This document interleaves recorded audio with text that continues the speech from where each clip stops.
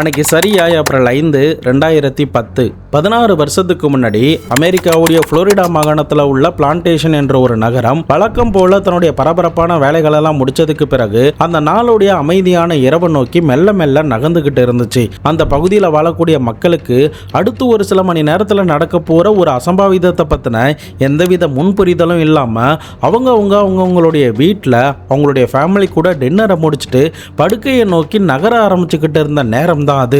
இந்த நேரத்துல தான் அதே பகுதியில் தன்னுடைய மனைவியான லிண்டா கூடயும் 5 வயது மகனான பேட்ரிக் கூடயும் வாழ்க்கையில சந்தோஷத்தை மட்டும் பார்த்து வாழ்ந்து கொண்டிருந்த நோவா சவுத் ஈஸ்ட் யூனிவர்சிட்டியோடைய ப்ரொஃபஸரான ஜோசப் மார்சியும் அன்னைக்கே அவருடைய வேலைகளை முடிச்சதுக்கு பிறகு வீட்டுக்கு வந்த கையோட சோஃபால அமர்ந்தபடி அவருக்கு பிடிச்ச அந்த டிவி ஷோவை பார்த்துக்கிட்டு இருந்திருக்காரு. அதுக்கப்புறம் தன்னுடைய ஃபேமிலி கூட உட்காந்து அந்த இரவு உணவை முடிச்சதுக்கு பிறகு தன்னுடைய மகனை ஒரு பெட்ரூம்ல தூங்க வச்சுட்டு இவர் மறுபடியுமே சோஃபால உட்காந்து அந்த டிவி ஷோவை பார்க்க ஆரம்பிச்சிட்டாரு. இன்னொரு பக்கம் அவருடைய மனைவி வேற ஏதோ வேலைகள் பார்த்துக்கிட்டு இருக்காங்க. இப்படியே நிமிடங்கள் கடந்து ஓடிக்கிட்டே இருக்கும்போது திடீர்னு அந்த டிவி ஷோவை பார்த்தபடியே இந்த ஜோசப் அந்த சோஃபாலேயே தூங்கிறாரு. இதை எல்லாத்தையுமே வெளியில இருந்தபடி ஜன்னல் வழியா சீக்ரெட்டா இவங்க யாருக்கும் தெரியாம ஒரு கருப்பு உருவம் பார்த்துக்கிட்டு இருந்திருக்கு.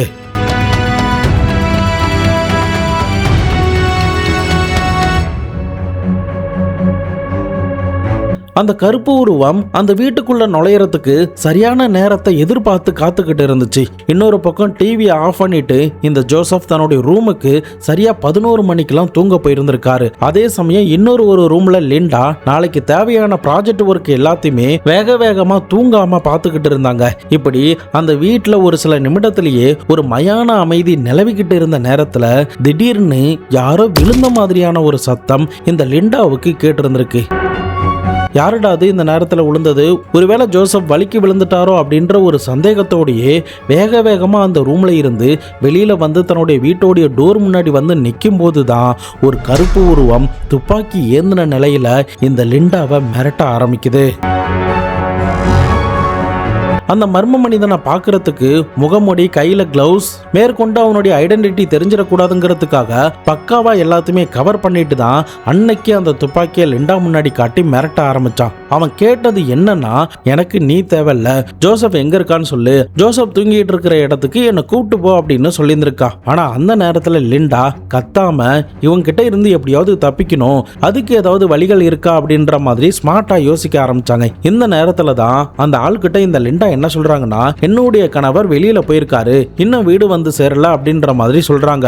ஆனா அந்த மர்ம மனிதன், உன்னுடைய கணவன் எப்பயோ இந்த வீட்டுக்கு வந்துட்டான், அவன் இந்நேரம் தூங்கிக்கிட்டு இருப்பான், அவனுடைய கார் கூட வெளியில தான் இருக்கு, தேவையில்லாம பொய் சொல்லி உன்னோட உயிரை விட்டுக்காத, எனக்கு தேவை ஜோசப் மட்டும்தான், அவன் எங்க தூங்கிட்டு இருக்கானோ அந்த இடத்துக்கு என்ன கூப்பிட்டு போ அப்படின்னு அந்த பொண்ணை மிரட்ட ஆரம்பிச்சிட்டான். அந்த நேரத்துல லிண்டாவும் எந்தவித கூச்சலுமே போடவே இல்லை. ஏன்னா அந்த மர்ம மனிதனை இயக்கிக்கிட்டு இருக்கிறது இன்னொரு ஆள். அவன் கிட்ட ஒரு வாக்கி டாக்கி இருக்கு. அந்த வாக்கி டாக்கி மூலியமா வெளியில இருந்து யாரோ ஒருத்தன் இன்ஸ்ட்ரக்ஷன் கொடுக்க இவன் எல்லா விஷயத்தையும் எக்ஸிக்யூட் பண்ணிக்கிட்டே வரான். ஸோ இதனால எப்படியும் இவன் கிட்ட இருந்து ஈஸியா நம்மளால தப்பிக்க முடியும் அப்படின்ற ஒரு எண்ணத்தோடையே லிண்டா ஜோசப்போடைய ரூமை நோக்கி நகர ஆரம்பிச்சாங்க. ஒரு கட்டத்துல ஜோசப்போடைய ரூம் வந்ததும் அந்த மர்ம மனிதன் காலால மிதிச்சபடி ஜோசப்பை எழுப்பி விட்டுருக்கான். அப்ப ஜோசப் கண்ணை முழிச்சு பார்த்ததுமே ஒரு நிமிஷம் உறைஞ்சு போய் யாருடா நீ அப்படின்னு கேட்டு சண்டை போட ஆரம்பிச்சிட்டாரு.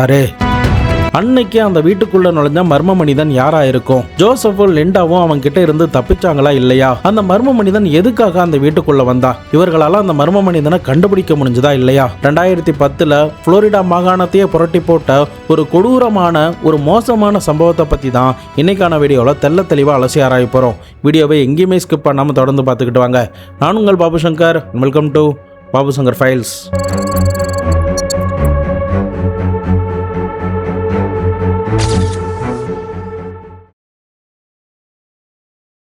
நம்ம சேனலில் வர வீடியோஸ்லாம் உங்களுக்கு பிடிச்சிருந்ததுன்னா மறக்காமல் லைக் பண்ணி பாருங்கள். அப்போ தான் உண்மையாகவே கிரைம் சேனல் பார்க்குற நம்முடைய ஆடியன்ஸுக்கு ரெக்கமெண்டில் போய் சேரும். நான் ஏன் ரிப்பீட்டடாக சொல்கிறேன்னா, யூடியூப் அல்காரிதம் அப்படி தான் வேலை பார்க்குது. ஸோ லைக் பண்ணிட்டு பாருங்கள், அப்போ தான் வீடியோ ரெக்கமெண்டில் போய் சேரும். அது எனக்கு பெரிய மோட்டிவேட்டாக இருக்கும்.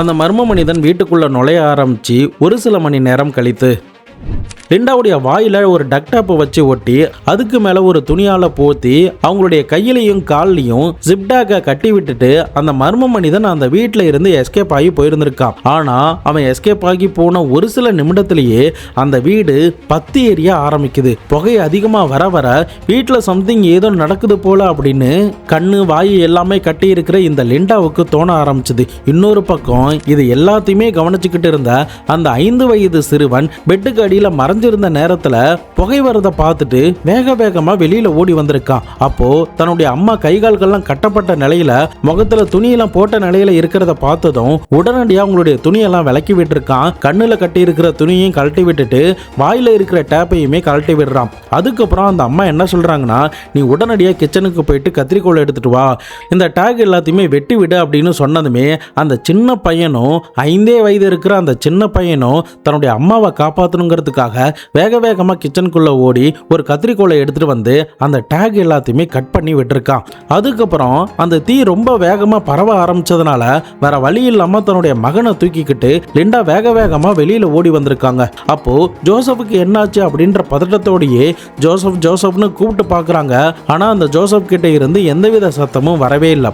ஒருவேளை தன்னை மாதிரி அவரும் கை கால்கள்லாம் கட்டப்பட்ட நிலையில அந்த வீட்டுக்குள்ள இருப்பாங்களோ அப்படின்னு சொல்லிட்டு பத்தி எரியிற அந்த வீட்டுக்குள்ள அவ்வளோ தைரியத்தோட, நான் இப்போதைக்கு அந்த வீட்டுக்குள்ள போறேன், நீ பக்கத்து வீட்டுக்கு போயிட்டு அவங்கள எழுப்பி 911க்கு கால் பண்ண சொல்லு, நீ பத்திரமா அங்கேயே இரு, நான் போய் அப்பாவை கூப்பிட்டு வந்துடுறேன் அப்படின்னு சொல்லிட்டு ஒரு பக்கம் எரிஞ்சுக்கிட்டு இருக்கிற அந்த வீட்டுக்குள்ள லிண்டா நுழையிறாங்க. இன்னொரு பக்கம் அந்த பையன் அவ்வளோ ஸ்மார்ட்டா வேக வேகமா பக்கத்து வீட்டுக்காரங்க கிட்ட போயிட்டு எங்களுடைய வீடு எரியுது, எங்களுக்கு உதவி பண்ணுங்க அப்படின்னு சொல்லியிருந்திருக்காங்க. அதன் அடிப்படையில் 911க்கு அந்த பக்கத்து வீட்டுக்காரங்க கால் பண்றாங்க. போலீஸுமே இமிடியேட்டா தீயணைப்புத்துறையை வர வச்சு அந்த வீட்டை அணைக்கிறதுக்கு முயற்சிகள்லாம் எடுக்கிறாங்க. பட் இன்னொரு பக்கம் என்ன நடந்துச்சுன்னா, லிண்டா வீட்டுக்குள்ள நுழைஞ்சதுமே ஜோசப்பை தேட ஆரம்பிச்சிட்டாங்க. ஜோசப் ஒரு கட்டத்தில் தன்னை மாதிரியே ஒரு மூலையில படுத்து கிடக்கிறத பார்த்துட்டு என்ன ஏதுன்னு பார்க்காம உடனடியாக ஜோசப்பை எழுப்ப முயற்சி பண்றாங்க. பட் இன்னொரு பக்கம் தீ பயங்கர வேகமா பரவிக்கிட்டு இருக்கிறதுனால ஒருவேளை ஜோசப் மயக்கத்தில் தான் இருக்காரு அப்படின்னு நினைச்சு அவரை கெட்டியமா இருக்க பிடிச்சி தரன்னு இழுத்தபடியே வீட்டுக்கு வெளியில வந்து போட்டிருக்காங்க. அந்த இருட்டிலுமே ஜோசப்பை தட்டி தட்டி எழுப்ப முயற்சி பண்றாங்க. ஆனா ஜோசப் கிட்ட இருந்து எந்தவித ரெஸ்பான்ஸுமே வரல. ஒரு கட்டத்தில் என்னாச்சு ஏதாச்சு அப்படின்னு சொல்லிட்டு அவருடைய முகமுடியை எல்லாத்தையுமே கலட்டிட்டு நல்லா உத்து பார்க்கும்போது தான் அவருடைய வயிற்றுல அந்த மர்ம மனிதன் கொடூரமான முறையில் குத்திட்டு போயிருந்திருக்கான். ரத்தம் எல்லாமே அதிகமாக வெளியாயிட்டு அவர் மூச்சுமே விடலை அப்படிங்கிறது லிண்டாவுக்கு தெரிய வர ஆரம்பிச்சது. தன்னுடைய ஆசை கணவனை அப்படி ஒரு பொசிஷனில் பார்த்ததுமே லிண்டாவால் அதை ஏற்றுக்கவே முடியல. இன்னொரு பக்கம் போலீஸ் ஆஃபீஸர், ஃபயர் ஆஃபீஸர்லாம் வந்ததுக்கு பிறகு அந்த வீட்டோடைய தீ எல்லாத்தையுமே அணைச்சிருந்திருக்காங்க. அதுக்கப்புறம் நடந்த விஷயங்கள் எல்லாத்தையுமே லிண்டா போலீஸ் கிட்ட சொல்ல ஆரம்பிச்சாங்க. இன்னொரு பக்கம் இறந்து போன ஜோசப்போடைய சடலத்தை மீட்டு பிரேத பரிசோதனைக்கு அனுப்பி வைக்கிறாங்க. விடிந்ததுக்கு பிறகு போலீஸ் கிட்ட நடந்த விஷயங்கள் எல்லாத்தையுமே சொல்லும்போது போலீஸ் லிண்டாவை நம்புறதுக்கு தயாராகவே இல்லை. அதே சமயம் இறந்து போன அந்த ஜோசப்புக்கு எதிரிகள் அப்படின்னு யாருமே இல்லாததுனால இந்த லிண்டாவுடைய ஸ்டேட்மெண்ட்ல ஏதோ ஒரு முரண் போலீஸுக்கு எழ ஆரம்பிச்சது. அதே சமயம் பொதுவாக இந்த மாதிரியான வழக்குகள் பார்த்தீங்கன்னா, அதாவது 3 பேர் 4 பேர் இருக்கிற இடத்துல ஒருத்தர் மட்டும் மர்மமான முறையில் இறக்காம இருக்காரு, அவங்களுக்கு மட்டும் எந்த காயமும் ஏற்படாம இருக்குன்னா முக்கியமா அதுல உயிர் பிழைச்ச ஆட்கள் மேல தான் போலீஸ் சந்தேகப்படுவாங்க. இந்த வழக்கிலையுமே அதே மாதிரி தான் லிண்டா மேல சந்தேகப்பட ஆரம்பிச்சாங்க. ஒருவேளை லிண்டா தன்னுடைய சுயநலத்துக்காக இல்ல வேற ஏதாவது காரணத்துக்காக இந்த ஜோசப்பை வேற யாரு கூடயாவது சேர்ந்து கொலை பண்ணியிருப்பாங்களோ அப்படின்ற ஆங்கிள் இந்த லிண்டாவை சந்தேகப்பட்டு அதன் அடிப்படையில் விசாரணைகளை ஈடுபட ஆரம்பிச்சாங்க.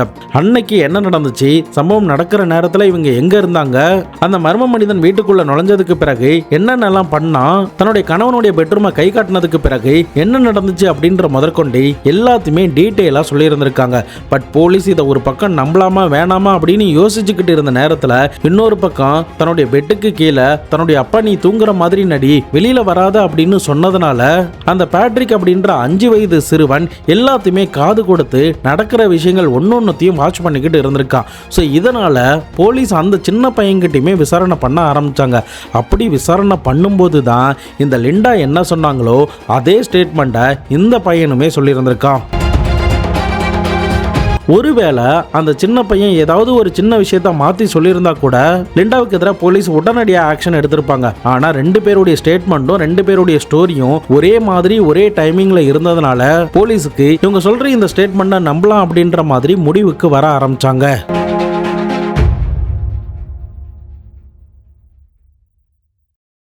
துப்பாக்கி முனையில லிண்டா கூட போன அந்த மர்ம மனிதன் ஜோசப்பை காலால எட்டி உதைச்சு எழுப்பி விட்டுருக்கான். அதுக்கப்புறம் ஜோசப்பும் அவனை பார்த்து மிரண்டு போய், யாரா நீ எதுக்காக எங்களை இந்த மாதிரி பண்ற அப்படின்ற மாதிரி கேட்க ஆரம்பிச்சிட்டாரு. பட் இன்னொரு பக்கம் அந்த மர்ம மனிதன் துப்பாக்கி முனையிலேயே, எனக்கு தேவை பணம் மட்டும்தான், நீங்க பணத்தை கொடுத்தீங்கன்னா நான் இங்கிருந்து போயிடுவேன், சீக்கிரமா பணத்தை எடுத்து கொடுங்க அப்படின்ற மாதிரி கேட்கிறான். ஆனா ஜோசப்போ என்ன சொல்றாரு, என்கிட்ட கையில கேஷ் எல்லாம் கிடையாது, அக்கௌண்ட்ல தான் இருக்கு, வேணும்னா என்னுடைய வெட்டிங் ரிங் தரேன், இது ரொம்ப காஸ்ட்லி, இதை வேணா எடுத்துட்டு போ, எங்களை எதுவுமே பண்ணிடாத, எங்களை விட்டுடு அப்படின்ற மாதிரி கெஞ்சி கேட்டிருந்திருக்காரு. ஆனா அந்த மர்ம மனிதன், எனக்கு இந்த மாதிரி பொருள்லாம் வேணாம், எனக்கு தேவை பணம் மட்டும்தான், அது கொடுத்தீங்கன்னா நான் இங்கிருந்து போயிடுவேன் அப்படின்னு மறுபடியும் பணத்தை கேட்டு நச்சரிக்க ஆரம்பிச்சதும் இந்த ஜோசப், நீ வேணா என்னுடைய லாக்கரை வேணா பார்த்துக்கோ, என்னுடைய பர்ஸை வேணாலும் பார்த்துக்கோ, என்கிட்ட கேஷ் கிடையாது, அக்கௌண்ட்ல தான் இருக்கு, எங்களை விட்டுடு அப்படின்ற மாதிரி திரும்ப சொல்லிக்கிட்டு இருந்திருக்காரு. ஒரு கட்டத்தில் அவருடைய பர்ஸை செக் பண்ணி பார்க்கும்போது யூரோப்பியன் கரன்சி இருந்திருக்கு.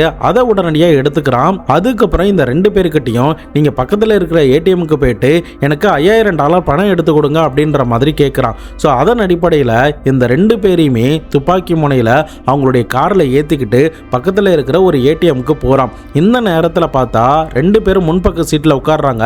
பின்பக்க சீட்டில் அமர்ந்தபடி துப்பாக்கி முனையில் மிரட்டினபடியே தான் போய்கிட்டு இருக்கான்.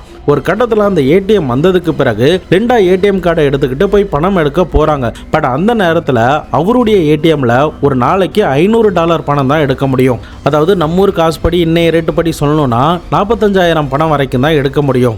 ஆனால் இவன் கிட்டத்தட்ட 4.5 லட்சம் கிட்ட பணம் கேட்கறதுனால என்ன பண்ணுறதுன்னு தெரியாமல் அந்த $500 பணத்தை மட்டும் எடுத்துக்கிட்டு இந்த லிண்டா அந்த காரில் ஏறி இருக்காங்க. அப்போது அந்த கிட்னாப்பர் கிட்ட என்ன சொல்கிறாங்கன்னா, எங்களுடைய கார்டில் $500 தான் பணம் எடுக்க முடிஞ்சுது, $5000 எடுக்க முடியல அப்படின்னு சொன்னதுமே அவனுக்கு ஒரு கட்டத்தில் பயங்கரமாக ஆத்திரம் ஏற்பட ஆரம்பிச்சது. இன்னொரு பக்கம் அவனுக்கு வழிகாட்டிக்கிட்டு இருக்கிற அவனுடைய பாஸுக்கு வாக்கி டாக்கி மூலியமாக தகவல் கொடுக்குறான். $500 தான் பணம் இருக்குது, $5000 பணம் இல்லை அப்படின்னு சொல்லியிருந்திருக்கான். இதனால வேற வழி இல்லாம ரெண்டு பேருமே மறுபடியும் வீட்டுக்கு போக சொல்றான். வீட்டுக்கு அழைச்சிட்டு வந்த கையோட அவங்களுடைய கண்ணை கட்டிட்டு அவங்களுடைய முகத்தை மூடி இருக்கான். கை கால்கள் எல்லாத்தையுமே ஒரு ஜிப்டாக் போட்டு கட்டியிருக்கான். அதே சமயம் ரெண்டு பேருமே வெவ்வேறு இடத்துல போட்டிருந்திருக்கான். இன்னொரு பக்கம் அந்த $500 பணத்தை எடுத்துக்கிட்டு அந்த மர்ம மனிதன் வெளியில போகலாம் அப்படின்னு நினைக்கும் போது தான் அவனுடைய காதுல அவனுடைய பாஸ் ஒரு இன்ஸ்ட்ரக்ஷன் ஒன்று கொடுக்குறான். அது என்னன்னா, நீ அங்கிருந்து கிளம்ப வேண்டாம், நீ ஜோசப்பை கொலை பண்ணிட்டு வெறும் $500 பணம் தான் அவன் கொடுத்தானா, $5000 பணம் கொடுத்தா நம்ம எவ்வளோ சந்தோஷமா இருக்கலாம். ஸோ நாளை பின்ன நம்ம போலீஸ் கிட்ட மாட்டுறதுக்கு சான்ஸ் இருக்கு.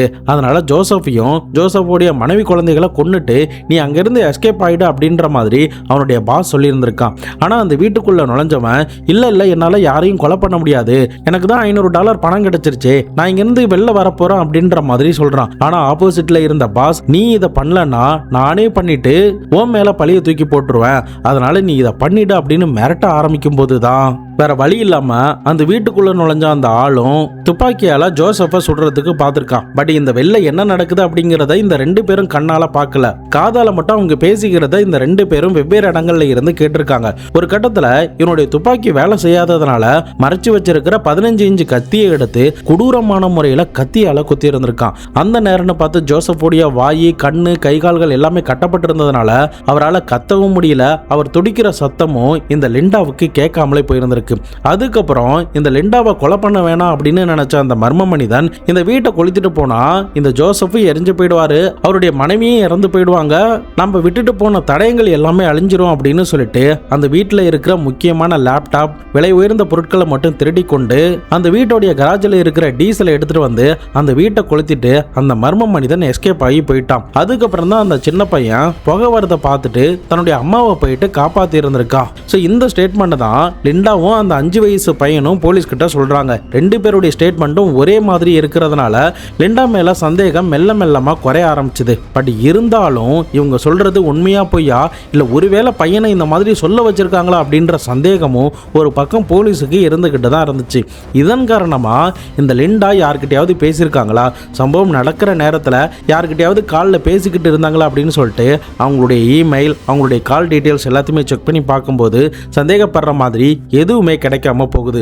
ஸோ ஆக மொத்தம் லிண்டா சொல்ற இந்த ஸ்டோரி தான் உண்மை போல அப்படின்னு நினைச்சு லிண்டாவை சந்தேக லிஸ்ட்ல இருந்து எடுத்து அவங்க சொன்ன அந்த தேரியை நம்ப ஆரம்பிச்சு வேற ஏதாவது தடயம் கிடைக்குமா அப்படின்னு ரொம்ப மும்முரமா அவங்க கிட்ட ரிப்பீட்டடா கொஸ்டின் கேட்க ஆரம்பிச்சாங்க.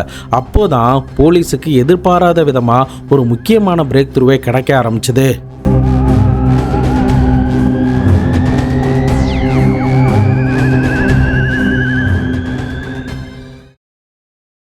வழக்கம் போல கிரைம் சீனை சல்லடை போட்டு அலசி ஆராயிற ஃபாரன்சிக் ஆஃபீஸர் இந்த வீட்டையுமே சல்லடை போட்டு அலசி ஆராய்ஞ்சாங்க. அப்படி அலசி ஆராய்ஞ்சதுல இவங்க மேல கட்டப்பட்டிருந்த அந்த ஜிப் டேக், இதை தவிர ஒரு முகமுடி, லிவிங் ஹால்லையும் கிச்சன்லயும் இருந்த அந்த கேஸ் கேன் அப்படின்னு சொல்லிட்டு இந்த தடயங்கள் ஒன்னொன்னையும் சேகரிக்க ஆரம்பிச்சாங்க.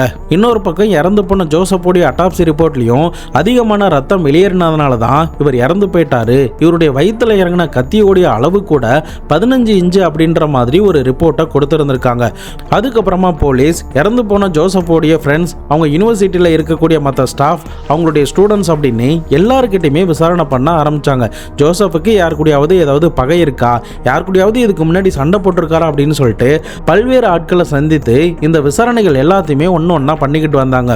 இந்த நேரத்தில் தான் லிண்டா கிட்ட விசாரணை பண்ணப்போ ஒரு முக்கியமான ஸ்டேட்மெண்ட் ஒன்று சொன்னாங்க. அது என்னன்னா, சில வருடங்களுக்கு முன்னாடி இந்த ஜோசப் ஒரு வீட்டை ஒன்று வாங்கியிருக்காரு. அந்த வீட்டை ராண்டி சீனியர் அப்படின்ற ஒருத்தருக்கு வாடகைக்கு கொடுத்திருந்திருக்காரு. இந்த வாடகை பிரச்சனை காரணமா 2 பேருக்குள்ளேயும் ஏதோ மனஸ்தாபம் இருந்ததாகவும், மற்றபடி இந்த ஜோசப்புக்கு யாரு கூடயும் பிரச்சனை இல்லை அப்படின்ற மாதிரி ஒரு ஸ்டேட்மெண்ட்டை கொடுத்திருக்காங்க. ஸோ போலீஸ் ஆஃபீஸர் இதை பெருசா எடுத்துக்கலாமா வேணாமா அப்படின்னு யோசிச்சபடியே தான் சரி எதுக்கும் அந்த ராண்டியை போயிட்டு விசாரணை பண்ணலாம் அப்படின்னு சொல்லிட்டு அவர் தங்கி இருக்கிற அந்த வீட்டுக்கு போய் பார்க்கும்போது தான் இவரையா நம்ம சந்தேகப்படணும் அப்படின்ற மாதிரியான ஒரு எண்ணம் போலீஸுக்கு அந்த நேரத்தில் அவரை பார்த்ததுமே தோண ஆரம்பிச்சிட்டு. ஏன்னா அந்த ராண்டி சீனியரை பார்க்கும்போது மூக்குல ஆக்சிஜன் டியூபோடையும் உடல்நிலை சரியில்லாம அவர் நடந்து வந்துகிட்டு இருக்கிறத பார்த்ததும் இவர் பண்ணியிருக்கிறதுக்கு வாய்ப்பே இருக்காது அப்படின்ற மாதிரி போலீஸ் நம்ப ஆரம்பிச்சாங்க. இருந்தாலும் அவங்களுடைய பேசிக் விசாரணையெல்லாம் பண்ணணும் அப்படின்னு சொல்லிட்டு அந்த ராண்டியோடைய பேக்ரவுண்ட் எல்லாத்தையுமே செக் பண்றாங்க. ராண்டி கிட்டையுமே போய் விசாரணை பண்றாங்க. சம்பவம் நடந்த அன்னைக்கு நீங்க எங்க இருந்தீங்க, எங்கெல்லாம் போனீங்க அப்படின்ற மாதிரி கேட்கறாங்க. இந்த நேரத்துல தான் ராண்டியுமே ஒரு சில ஸ்டேட்மெண்ட்டை போலீஸ் கிட்ட சொல்றாரு. எனக்கும் ஜோசப்புக்கும் எந்தவித பிரச்சனையுமே கிடையாது, நான் வாடகை எல்லாத்தையுமே கரெக்டாக தான் கொடுத்துக்கிட்டு வரேன். இந்த வீட்டில் சில ரெனோவேஷன் ஒர்க் பண்ணணும்னு சொன்னாரு, நான் கொஞ்ச நாள் வெயிட் பண்ணுங்க பண்ணலாம் அப்படின்ற மாதிரி சொன்னேனே தவிர மற்றபடி எங்களுக்குள்ள எந்தவித மனஸ்தாபமும் கிடையாது, நாங்கள் நல்ல ரிலேஷன்ஷிப்பில் தான் இருந்தோம் அப்படின்ற மாதிரி சொல்லியிருந்திருக்காங்க. அதே சமயம் இந்த ராண்டிக்கு 2 மகன்கள் இருக்கிறதாவும், ஒருத்தனுடைய பேர் ராண்டி ஜூனியர் அப்படின்னும் இன்னொருத்தனுடைய பேர் ஷான் அப்படின்னு சொல்லியிருந்திருக்காங்க. இதுல மூத்த மகனான ராண்டி ஜூனியர் கிட்ட நான் அதிகமாக பேச்சுவார்த்தை வச்சுக்கிறது கிடையாது, அவன் என்னுடைய வீட்டில் இல்லை, அவன் தனியாக தான் வாழ்ந்துகிட்டு இருக்கான் அப்படின்ற மாதிரி ஒரு ஸ்டேட்மெண்ட்டை இந்த அப்பாவான ராண்டி சீனியர் அப்படின்றவர் கொடுத்திருக்காரு. போலீஸுக்கு இந்த இடத்துல தான் ஒரு சில விஷயம் பொறிதட்ட ஆரம்பிச்சது. ஏன்னா இந்த ராண்டி ஜூனியருங்கிறவன் மேல சில திருட்டு வழக்குகள்லாம் இருக்கு. ரீசெண்டாக தான் திருட்டு வழக்குல இருந்து விடுதலையாகி வெளியில வந்திருக்கான் அப்படின்ற செய்தி தெரிய வந்ததுமே ஒருவேளை இந்த ராண்டி ஜூனியர் ஏதாவது பண்ணியிருப்பானோ அப்படின்ற சந்தேகத்தோட அவனை சந்தேக லிஸ்ட்ல கொண்டு வந்து அவங்கிட்ட போலீஸ் விசாரணை பண்ண ஆரம்பிச்சாங்க. அப்போ அவன் என்ன சொல்றானா, சார் எனக்கும் இதுக்கும் எந்தவித சம்பந்தமும் கிடையாது, அப்பா தான் அவருடைய வீட்டில் தங்கியிருக்காரு, நான் ஜோசப் அங்கிளை பார்த்ததே கிடையாது, அவரை நான் கொலை பண்ணல அப்படின்ற மாதிரி அவனுடைய ஸ்டேட்மெண்ட்டை சொல்லியிருந்திருக்காங்க. பட் போலீஸுக்கு இதை நம்பலாமா வேண்டாமா அப்படின்ற ஒரு சந்தேகம் அந்த நேரத்தில் அவங்களுடைய மனசுக்குள்ள இருந்துகிட்டே தான் இருந்துச்சு. ஸோ இதன் காரணமா அவனுடைய போட்டோவை லிண்டா கிட்ட காமிச்சு, நீங்க அன்னைக்கு பார்த்த ஆள் வந்து இவனை மாதிரி இருக்கானா அப்படின்ற மாதிரி கேட்க ஆரம்பிச்சாங்க. ஏன்னா லிண்டாவை போலீஸ் வந்து விசாரணை பண்ணப்போ என்னுடைய வீட்டுக்குள்ள நுழைஞ்சா அந்த ஆளை நான் எங்கேயோ பார்த்த மாதிரி இருக்கு, பழக்கப்பட்ட ஆள் மாதிரி தான் எனக்கு தெரிஞ்சான், அவனுடைய பாடி லாங்குவேஜை பார்க்கும்போது அவனை நான் எங்கேயோ பார்த்த மாதிரி தான் இருக்கு, ஆனால் எனக்கு சரியா ஞாபகம் வர மாட்டுது அப்படின்ற மாதிரி போலீஸ் கிட்ட சொல்லியிருந்தாங்க. ஸோ இதனால போலீஸ் ராண்டி ஜூனியருடைய போட்டோவை எடுத்துட்டு வந்து அவங்க கிட்ட காட்டும்போது தான் ஒரு 80% கிட்ட மேட்ச் ஆகிற மாதிரி இருக்கு அப்படின்ற மாதிரி சொன்னதுமே போலீஸ் இமிடியேட்டா தங்களுடைய முழு சந்தேக பார்வையும் இந்த ராண்டி ஜூனியர் மேல பாய்ச்ச ஆரம்பிச்சாங்க.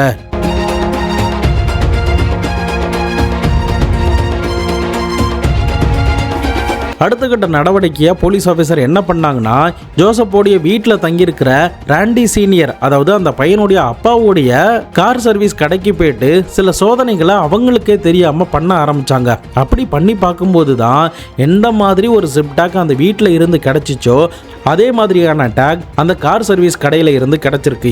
இதை விட ஒரு முக்கியமான க்ளூ என்னன்னா, அங்கிருந்து ஒரு கிளவ் மேல ஏதோ சில ரத்தக்கரிகள் படிஞ்ச மாதிரியும் ஒரு கத்தியோடைய பாக்ஸ்ல கத்தி இல்லாம இருக்கிறதையும் கவனிச்சிருந்திருக்காங்க. அது கூட 2 வாக்கி டாக்கியும் அந்த இடத்துல இருந்திருக்கு. இது எல்லாத்தையுமே பார்த்ததுக்கு பிறகு சம்திங் இவங்க தான் ஏதோ பண்ணிருக்காங்க அப்படின்ற ஒரு சந்தேகம் போலீஸுக்கு வந்த உடனே அந்த கடையை ஒண்ணு விடாம இன்ச்சு பை இன்ச்சா சோதனை பண்ண ஆரம்பிச்சாங்க. முக்கியமா அந்த கத்தி பாக்ஸோடைய இன்ச்சஸை செக் பண்ணி பார்க்கும் பார்க்கும்போது 15 இன்ச்சு கத்தி வைக்கக்கூடிய பாக்ஸ் மாதிரி இருந்திருக்கு. அட்டாப்சி ரிப்போர்ட்லயுமே அந்த ஜோசப்போடைய வயித்துல இருந்த கத்தியோடைய ஆழமும் 15 இன்ச்சு கிட்ட இருந்ததுனால இந்த கத்தியும் காணாம போயிருக்கிறதுனால இங்க இருந்து தான் அந்த கத்தி எடுத்து செல்லப்பட்டிருக்கு அப்படின்ற ஒரு முடிவுக்கு வராங்க. அதே சமயம் அந்த கடையோடைய பின்பக்கம் போய் பார்க்கும்போது ரீசெண்டா எரிச்ச மாதிரியான தடயங்கள்லாம் தெரியுது. அதை பக்கத்து கடையில் இருக்கிற சிசிடிவியை செக் பண்ணி பார்த்ததுல இந்த ராண்டி ஜூனியர் அப்படின்ற பையன் கொஞ்ச நாட்களுக்கு முன்னாடி எதையோ எரிச்சிருக்கான் அப்படின்ற மாதிரியும் தெரிய வர ஆரம்பிச்சது. அதே சமயம் அவனுடைய வீட்டில் போயிட்டு சோதனை பண்ணி பார்க்கும்போது அவனுடைய ஒரு டிஷர்ட்ல லேசான ரத்தக்கரை படிஞ்சிருக்கிறதையும் கவனிச்சிருந்திருக்காங்க. ஸோ இப்போ இந்த டிஷர்ட் அந்த கடையில் இருந்து கிடைச்ச எல்லா எவிடன்ஸுமே கலெக்ட் பண்ணி லேப்ல வச்சு ஒரு பக்கம் டிஎன்ஏ டெஸ்ட் பண்ண ஆரம்பிச்சாங்க, இன்னொரு பக்கம் பிளட் டெஸ்ட் பண்ணி பார்க்கும்போது எல்லாமே பர்ஃபெக்டா இந்த ஜோசப்போடைய ரத்தத்துக்கூடையும் டிஎன்ஏ கூட மேட்ச் ஆக ஆரம்பிச்சது.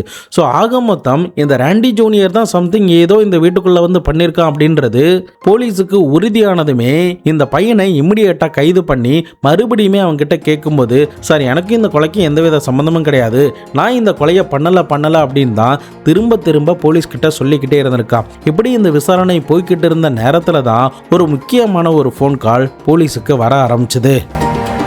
அந்த ஃபோன் காலில் பேசின ஆள் என்ன சொல்றான்னா, சார் நீங்க கைது பண்ணியிருக்கிற ஆள் மட்டும்தான் குற்றவாளி இல்லை, இன்னொரு ஆள் இருக்காரு, அது யாருங்கிறத நான் நாளைக்கு நேரில் வந்து சொல்லலாமா அப்படின்னு சொல்லி கேட்கும்போது போலீஸ் தாராளமாக வந்து சொல்லுங்க அப்படின்னு சொல்றாங்க. பட் போலீஸுக்கு அந்த நேரத்தில் என்ன தோணுச்சுன்னா, லிண்டாவுடைய ஸ்டேட்மெண்ட் படி 2 பேர் இந்த பிளான்ல இருந்ததா சொல்லியிருந்திருக்காங்க. ஒருவேளை இந்த கால் பண்ண ஆள் தான் இவன் கூட சேர்ந்து இந்த கொலையை பண்ணியிருப்பானோ அப்படின்னு அவன் வந்து ஸ்டேட்மெண்ட் கொடுக்குற வரைக்கும் நினச்சிக்கிட்டு இருந்தாங்க. ஆனால் அடுத்த நாள் அந்த பையன் வந்து போலீஸ் கிட்ட ஸ்டேட்மெண்ட் கொடுத்ததுமே இந்த கேஸோடைய மொத்த விஷயங்களும் அந்த இடத்துல இருந்தே மாற ஆரம்பிச்சது.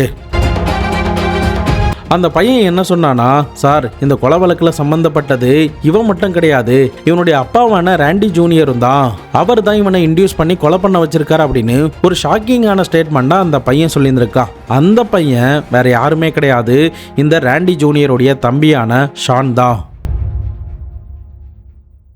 இந்த வழக்கில் நடந்த சில உண்மைகளை சொன்னா என்னுடைய அண்ணனுக்கு ஏதாவது தண்டனை கம்மியாக கிடைக்கணும்னு தான் நான் நடந்த விஷயங்கள் எல்லாத்தையுமே உங்ககிட்ட சொல்ல போறேன் அப்படின்ற மாதிரி தன்னுடைய ஸ்டேட்மெண்ட்டை அவன் ஆரம்பிச்சிருந்திருக்கான். அன்னைக்கு அந்த பையன் என்ன சொல்லியிருந்தானா, இந்த ஜோசப்புடைய கொலை நடந்த அடுத்த நாள் காலையில் வாகல நியூஸ் சேனல்ல பரபரப்பாக இந்த செய்தியை போட்டுக்கிட்டு இருந்தாங்க. இதை நானும் என்னுடைய அண்ணனும் சோஃபாவில் அமர்ந்தபடி பார்த்துக்கிட்டு இருந்தோம். அப்போ திடீர்னு இந்த செய்தியை பார்த்ததுக்கு பிறகு என்னுடைய அண்ணன் டென்ஷனாக வேகமாக எழுந்து வெளியில போய் தம் போட ஆரம்பிச்சான். என்னடாச்சு, ஏன் இவ்வளோ டென்ஷனாக இருக்க, நீ எதுவும் பண்ணலையா அப்படின்ற மாதிரி கேட்டதும் இல்லையே நான் எதுவும் பண்ணல அப்படின்ற மாதிரி சொன்னா. அதுக்கப்புறம் இருந்தாலும் நான் மறுபடியுமே அவங்ககிட்ட நீ ஏதாவது பண்ணிட்டியாடா அப்படின்னு சொல்லி கேட்கும்போது எனக்கு எதுவும் தெரியாது, நீ போய் அப்பா கிட்ட கேளு அப்படின்னு சொன்னா. நானும் உடனே என்னுடைய அப்பா கிட்ட சொல்லும்போது ஜோசப்பை எப்படி கொன்னனோ அதே மாதிரி உன்னையும் கொலை பண்ணிடுவேன், இதை பத்தி வெளியில நீ யாருக்கிட்டையும் சொல்லாத அப்படின்ற மாதிரி என்னை மிரட்ட ஆரம்பிச்சிட்டாரு. அதே சமயம் அன்னைக்கு என்ன நடந்துச்சுன்னா, என்னுடைய அண்ணனான ராண்டி ஜூனியர் பயங்கர ட்ரக் அடிக்ட்டுங்கிறதுனால அன்னைக்கு $100 ட்ரக்கை வாங்கி கொடுத்து அவன் நல்லா போதையாகிற அளவுக்கு வெயிட் பண்ணிக்கிட்டு இருந்தாரு.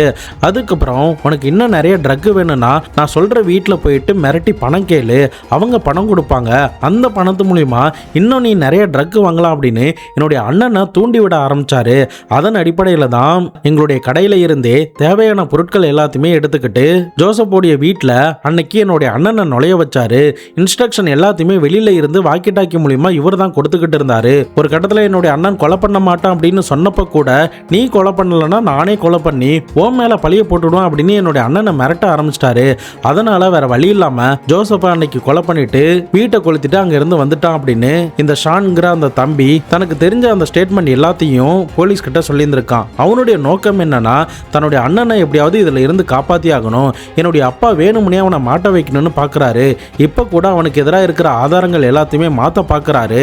அதனால என்னுடைய அண்ணனை எப்படியாவது காப்பாத்துங்க, என்னுடைய அப்பாவை சீக்கிரமா கைது பண்ணுங்க அப்படின்ற மாதிரி அந்த பையன் சொல்லியிருந்திருக்கான். மேற்கொண்டு அந்த பையன் அந்த அப்பா கிட்டே என்ன சொல்றானா, நீ உண்மையை போயிட்டு ஒத்துக்கோ, உனக்கும் குறைஞ்ச தண்டனை தான் கிடைக்கும், என்னுடைய அண்ணனை தேவையில்லாம மாட்ட விடாத, நீலாம் ஒரு அப்பாவா அப்படின்ற மாதிரி சண்டை போட்டிருந்திருக்கான். பட் அதை எதையுமே கண்டுக்காத அந்த அப்பா தான் மாட்டிடக்கூடாது அப்படிங்கிறதுலையும் தன்னுடைய மகனை ஜெயிலுக்கு அனுப்பணும் அப்படிங்கிறதுலையும் ரொம்ப உறுதியாக இருந்திருக்காரு. ஸோ இதனால தான் இந்த பையன் ஆத்திரப்பட்டு போலீஸ்கிட்ட வந்து இவ்வளோ ஸ்டேட்மெண்ட்டையும் சொல்லியிருந்திருக்கான். பட் என்னதான் இந்த பையன் போலீஸ்கிட்ட இந்த ஸ்டேட்மெண்ட்லாம் சொன்னாலும் போலீஸுக்கு தேவை சரியான ஆதாரம். இப்போ அந்த ராண்டி சீனியர் அப்படின்றவர் இந்த வழக்குல சம்பந்தப்பட்டிருக்காரு அப்படிங்கறத டைரக்டா கனெக்ட் பண்ற மாதிரியான எந்தவித எவிடன்ஸுமே இல்லை. இதனால அவருடைய வாயில இருந்து ஏதாவது வாக்குமூலம் கிடைக்குமா அப்படின்ற மாதிரி சில வழிமுறைகளை போலீஸ் அதிகாரிகள் யோசிக்க ஆரம்பிச்சாங்க. அதன் அடிப்படையில தான் இந்த ஷானுங்கிற பையன்கிட்ட நாங்க சில மைக்கெல்லாம் உங்ககிட்ட கொடுக்குறோம், நீ உங்க அப்பா கிட்ட பேசும்போது போட்டு வாங்கிடு, அவருடைய வாயில இருந்து என்ன வருதுங்கிறத நாங்க பாக்குறோம் அப்படின்ற மாதிரி சொல்லியிருந்திருக்காங்க.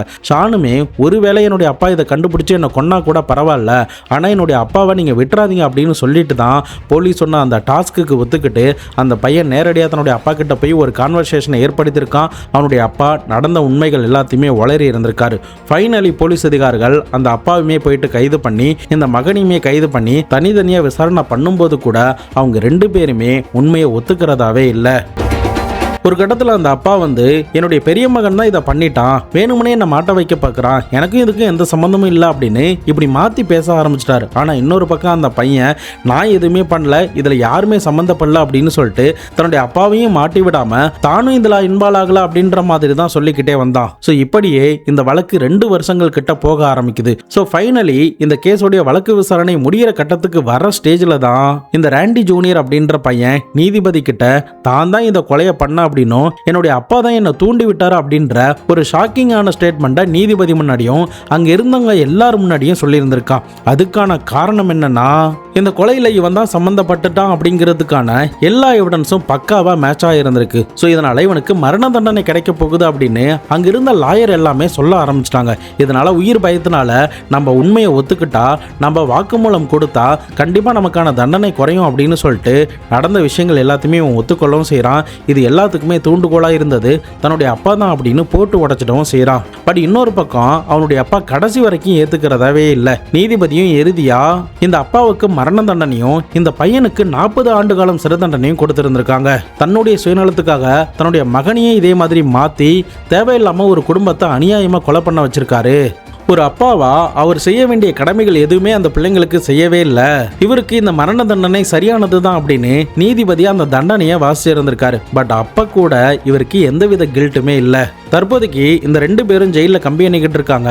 இந்த ராண்டி சீனியருங்கிறவர் ஜெயிலில் தன்னுடைய மரண தண்டனைக்காக காத்துக்கிட்டு இருக்காரு. ஒரு கட்டத்தில் இந்த ராண்டி சீனியருமே தன்னுடைய தப்பை உணர்ந்து தான் பண்ணது தப்பு, என்னுடைய மகனையும் தேவையில்லாம மாட்ட வச்சுட்டேன், ஜோசப்போடைய குடும்பத்தையும் நான் தேவையில்லாம அழிச்சிட்டேன், இப்போ நாங்களும் நிம்மதியாக வாழாம ஜோசப்போடைய குடும்பத்தையும் நிம்மதியாக வாழ விடாம பண்ணிட்டோம், என்னை மன்னிச்சிருங்க, நான் பண்ணது தப்பு தான் அப்படின்னு சம்பந்தப்பட்ட குடும்பத்துக்கிட்டையும் தன்னுடைய மகன்கள்கிட்டையும் இவர் மன்னிப்பு கேட்டிருந்திருக்காரு. பட் என்னதான் மன்னிப்பு கேட்டாலும் ஜோசப் உயிரோட திரும்பி வர போறது இல்லை. ஒருத்தர் கஷ்டப்பட்டு சம்பாரிச்சு ஒரு வீட்டை வாங்கி ஏதாவது நமக்கு இன்வெஸ்ட்மெண்ட்டாக இருக்கட்டும், ஏதாவது ஒரு இன்கம் வரட்டும் அப்படின்னு நினச்சி தான் இந்த ராண்டி சீனியருக்கு இந்த ஜோசப் வீட்டை வாடகைக்கு கொடுத்துருக்காரு. ஆனால் இவர் வாடகை கூட சரியாக கொடுக்காம பல நாள் இழுத்தடிச்சுக்கிட்டு இருந்ததுனால தான் ஒரு வாக்குவாதம் மாதிரி ஜோசப்புக்கும் இவருக்கும் ஏற்பட்டிருந்திருக்கு. அதே சமயம் வீட்டை காலி பண்ண சொல்லி லீகலாக இந்த ஜோசப் நோட்டீஸ் அனுப்புனதுனால ஆத்திரமான இந்த ராண்டி சீனியர் அவனை ஏதாவது பழி வாங்கணும் அப்படின்ற நோக்கத்தோடைய தான் தன்னுடைய மகனை பயன்படுத்தி அவருடைய வீட்டில் இருந்து $5000 பணத்தை கொள்ளையடிக்கலாம் அப்படின்ற மாதிரி பிளான் போட்டு இருந்திருக்காங்க. ஆனால் துரதிருஷ்டவசமா $500 இருந்ததுனால அவரை போட்டு தள்ளிடு, இல்லைன்னா நம்ம மாட்டிப்போம் அப்படின்னு இந்த ராண்டி சீனியர் எடுத்து தன்னுடைய வாழ்க்கையை கெடுத்துக்கிட்டது மட்டும் இல்லாம தன்னுடைய மகனுடைய வாழ்க்கை, இந்த ஜோசப்புடைய வாழ்க்கை அப்படின்னு மொத்த பேருடைய வாழ்க்கையுமே நாசமாக்கி இருந்திருக்காரு. ஒரு மனிதனுடைய தேவையில்லாத சுயநலமும் அவனுடைய தேவையில்லாத பகையும் ஒரு ஆளை என்னென்னலாம் பண்ண வைக்குது, அதன் மூலியமா அவனுக்கு என்னென்ன நஷ்டம்லாம் வருது, மற்றவங்களுக்கு எவ்வளோ பாரமா இருக்கும் அப்படின்ற விஷயத்த நிச்சயமா இந்த சம்பவத்தின் மூலமா நம்மளால தெரிஞ்சுக்க முடியும். இந்த கேஸ்ல நம்ம பார்த்த அந்த 5 வயசு சிறுவனுடைய தைரியம் எல்லாருக்குமே இருக்கணும்னு தான் நான் சொல்லுவேன். அவ்வளோ பதட்டமான சூழ்நிலையிலையும் ரொம்ப ஸ்மார்ட்டா யோசிச்சு தன்னுடைய அம்மாவை போய் காப்பாத்தி இருந்திருக்கான். ஒருவேளை லிண்டாவை அவன் காப்பாத்தலனா அவங்களுமே அந்த தீயில கருகி இறந்து போயிருந்திருக்கிறதுக்கு நிறைய சான்சஸ் இருந்திருக்கும். ரெண்டாவுமே தன்னுடைய கணவர் இறந்து போயிட்டாரு அப்படின்னு சொல்லிட்டு சும்மா இல்லாம அவங்களும் இந்த குற்றவாளிகளுக்கு தக்க தண்டனை கிடைக்கணும் அப்படின்னு சொல்லிட்டு ரொம்ப ஸ்ட்ராங்கா உறுதியா இந்த வழக்கு நடக்கும் போதெல்லாம் கோர்ட்டுக்கு போய்கிட்டு தான் வந்தாங்க. ஃபைனலி அவங்களுக்கான நீதி கிடைச்சிருச்சுன்னு தான் சொல்லி ஆகணும். தேவையில்லாம ஒரு ஆளை பழி வாங்கணும்னு நினைச்ச இந்த ராண்டி சீனியருடைய எண்ணம் தான் இன்னைக்கு அவனுடைய இந்த நிலைமைக்கு ஒரு காரணமா இருந்திருக்கு. நம்முடைய லைஃப்லயும் தேவையில்லாம இந்த மாதிரி ரிவெஞ்ச் எடுக்கிறதுக்காக போய் ஒரு பெரிய ஆபத்துல சிக்காம இருந்துக்கணும் அப்படிங்கிறதுக்காக தான் இந்த ஒரு பதிவு. நிச்சயம் இந்த சம்பவம் ஏதோ ஒரு வகையில் உங்களுக்கு ஒரு விழிப்புணர்வை கொடுத்துருக்குங்கிறத நான் நம்புகிறேன். நீங்கள் இந்த சம்பவத்தை பற்றி என்ன நினைக்கிறீங்க அப்படிங்கிறத மறக்காமல் கமெண்ட் பாக்ஸில் சொல்லிட்டு போங்க. இதை பற்றி உங்களுடைய நண்பர்களும் தெரிஞ்சுக்கணும்னு நினச்சிங்கன்னா அவங்களுக்கு ஷேர் பண்ணி விடுங்க. நாளை மறுநாள் வேறு ஒரு கிரைம் கேஸோட வேறு ஒரு வீடியோவில் உங்களை வந்து சந்திக்கிறேன். அது வரைக்கும் உங்களிடமிருந்து விடைபெறுவது உங்கள் பாபு சங்கர்.